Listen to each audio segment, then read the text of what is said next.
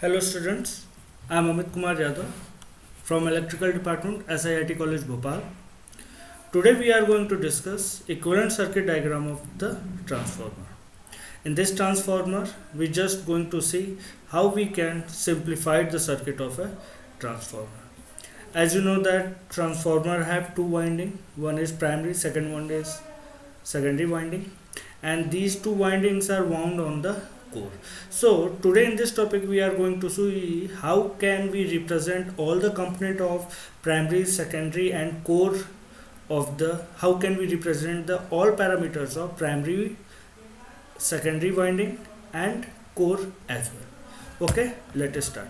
Look here, as we know that we have two windings, primary winding and copper winding, and these windings are wound with copper wire. So as we know that a copper wire have some resistance, so this R1 represent the resistance of primary winding. Clear? Now as you know that in the primary side we are going to supply a voltage, sinusoidal voltage. That sinusoidal voltage is denoted by this V1, and this primary winding having a closed path, that's why a current flow in the winding, that is your I1. Okay, now this copper winding have some resistance, primary winding have some resistance, that resistance is denoted by R1.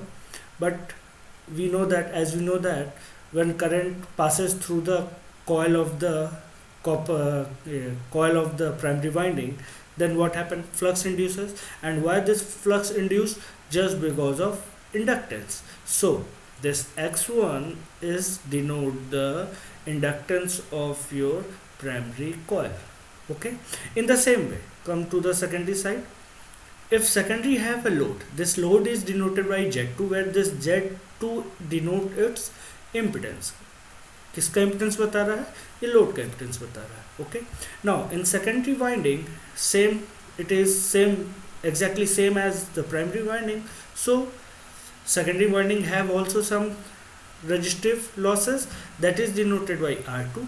And as we know that secondary winding also have a closed path, and in the secondary winding an E2 EMF induced in the terminal of the secondary winding due to mutual inductance. So a current start flowing in the secondary side of the transformer. So that current is I2. It is not denoted here, but here in the secondary winding a current flow, that is your I2. Now flux produces in the secondary, it will be produced due to this inductance. So the inductance of secondary winding is denoted by X2. So now it is very simple. अब यहाँ से अपन देखेंगे कि यहाँ से अपन ने ये समझ लिया कि प्राइमरी और सेकेंडरी के पैरामीटर्स को, रेजिस्टेंस और इंडक्टेंस के पैरामीटर्स को हम कैसे डिनोट करेंगे. दो चीज़ें हो गई. अब बचता है केवल कोर. अब आते हैं हम लोग कोर पे. यहाँ पर अपन को मालूम है कि when you supply the V1 voltage and due to electromagnetic induction principle and EMF induced in the primary winding of the coil, that EMF is your here E1, so it is denoted here. Okay, now due to mutual inductance, what happened? Some part of this EMF link with the secondary winding, that's why an E2 EMF induced in the secondary side. Okay, now come to the core parameters for the core. As we know that some part of I1 goes to core. That part is your I0, core current. Okay, now in the previous lectures we have discussed that this I0 have two components. One component is your IC, this is your working component, and second component is your IM, magnetizing component. Okay, now what is IC? This is the actual current which is taken by the core, and it dissipates in the form of heat. So this IC basically consumed by the resistance. Okay, and so the core have some resistance, due to which some part of power energy is dissipated in the form of heat. So this R0 denotes the resistance of the core. In the same way, As you know that in the core of the transformer, flux flows in the closed path. Now that how can this flux can flow? Similarly, as the flux flow in the primary due to this inductance, in the same way the flux produced or flow in the core of the transformer just because of inductance. So the inductance of the core is denoted by here x naught, and this x naught takes the Im. Okay, and what is Im? Im is the magnetizing current, which is a sign component of this core current. Okay student, so this is a basic form of equivalent circuit diagram. Now look here, I have used here this I2 dash.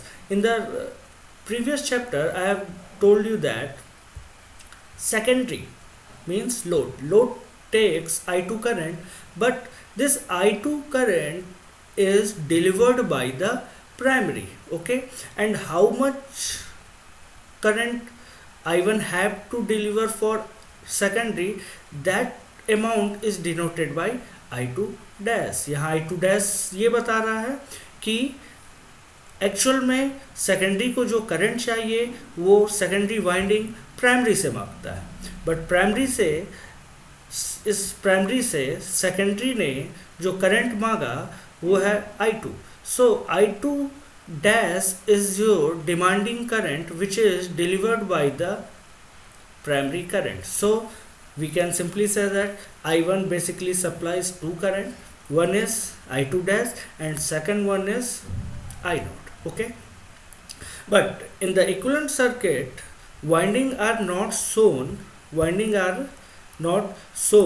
and it is further simplified by transforming all values to the primary or secondary. This makes the transformation calculation much easy. अब जैसा कि अपन ने यहाँ देखा, यहाँ पे parameters दो part में डिवाइड है. First one is in primary side, second one is in secondary side. But जब न्यूमेरिकल कैलकुलेशन हमें करना होता है तो हम या तो सेकेंडरी साइड को ट्रांसफ़र कर देंगे प्राइमरी साइड, या प्राइमरी साइड के कंपोनेंट्स को हम ट्रांसफ़र कर देंगे सेकेंडरी साइड, ताकि यहाँ पर ये जो कोर है हम उसको रिप्लेस कर सके. Okay, so for transforming these parameters we have to use some calculation, and वो कैलकुलेशन क्या है, look here. So the transforming secondary parameter to primary, अगर हमें किसी पैरामीटर को सेकेंडरी से प्राइमरी साइड ट्रांसफ़र करना है तो इसके लिए हम यूज़ करेंगे transformation ratio, and that transformation ratio is denoted by के.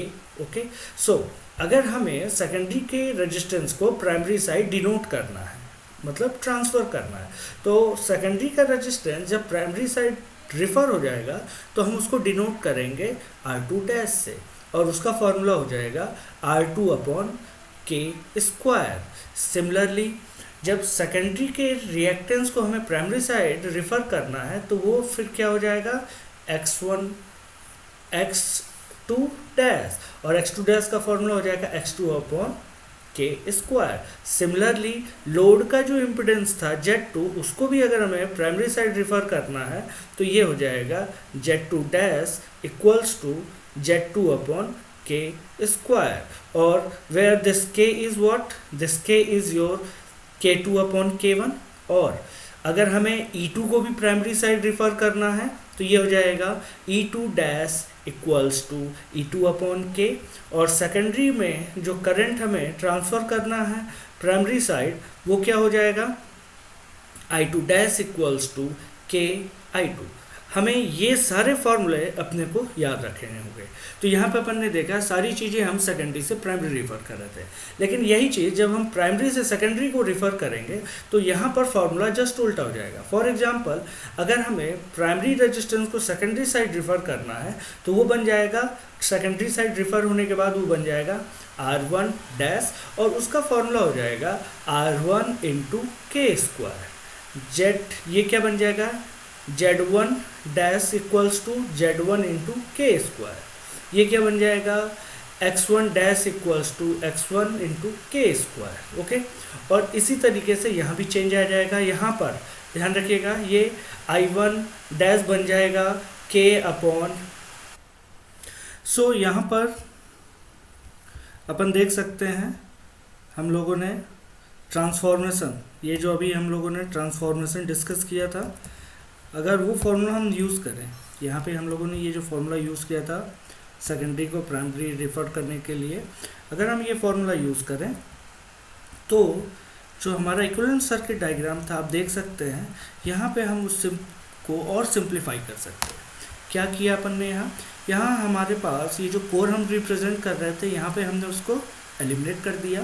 प्राइमरी साइड में कोई चेंज नहीं आएगा, क्यों? क्योंकि हमने सारे एलिमेंट्स को सेकेंडरी से प्राइमरी को रिफ़र किया, इसलिए यहाँ V1 है, I1 same, R1 same, X1 same, core के कंपोनेंट सेम, बट चेंजेस कहाँ आ रहे हैं?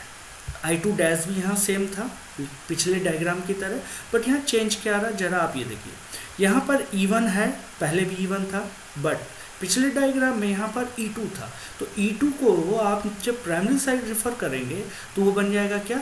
E2 डैश, और E2 डैश का एक्चुअल में फॉर्मूला क्या है? E2 डैश का फॉर्मूला है E2 upon K, where this K is your E2 upon E1 और I1 अपॉन I2 और N2 अपॉन N1। तो अपने को ट्रांसफॉर्मेशन रेशियो का फॉर्मूला ध्यान रहना चाहिए, मालूम होना चाहिए।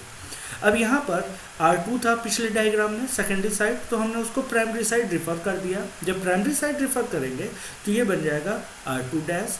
सिमिलरली X2 बन गया X2 डैश, क्योंकि इसको हमने प्राइमरी साइड रिफ़र कर दिया।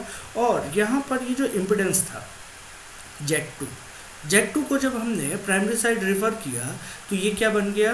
Z2 डैश बन गया, और वेयर द Z2 डैश, और यहाँ पर ZL लिखा हुआ है तो अपन इसको ZL मान लगते हैं, this L for load. Okay, तो यहाँ पर ZL क्या बन गया? ZL डैश बन गया, मतलब लोड का जो इम्पिडेंस था जब उसको हमने प्राइमरी साइड रिफ़र कर दिया तो वो ZL डैश बन गया। और ZL डैश का फॉर्मूला क्या होगा? ZL upon K square. Similarly secondary side जो वोल्टेज था V2, जब उसको प्राइमरी पे रिफ़र किया तो वो क्या बन गया? V2 dash. और यहाँ पर I2 जो फ्लो हो रहा था जब आपने उसको सेकेंडरी रिफ़र किया तो ये बन गया I2 डैश। बस ध्यान रखिएगा लास्ट डायग्राम में भी आपने I2 यहाँ रिप्रेजेंट करके रखा था, इसलिए अलग से दोबारा I2 डैश रिप्रेजेंट करने की ज़रूरत नहीं है, क्योंकि वो I2 डैश और ये I2 डैश सेम होगा। बट यहाँ पर ध्यान रखिएगा formula for I2 dash will be KI2। Okay, so यहाँ से ये हमारा एक सिंप्लीफाइड हमें सर्किट डायग्राम मिल गया, ठीक है। और यहाँ से फर्दर हमने इसको और सिंप्लीफाई कर दिया जो कि सेम ही है। अब यहाँ पर क्या है, ये सर्किट डायग्राम आपको बता रहा है कि कैसे हम प्राइमरी के एलिमेंट्स को सेकेंडरी पे रिफ़र कर सकते हैं। अगर हम प्राइमरी के वैल्यू को सेकेंडरी साइड रिफ़र करेंगे तो उनके लिए फॉर्मूलाज ये होंगे।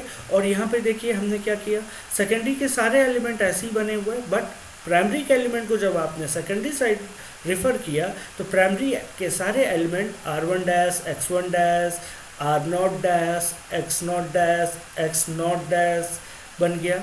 और यहाँ पर E1 क्या बन गया? E1 डैश बन गया।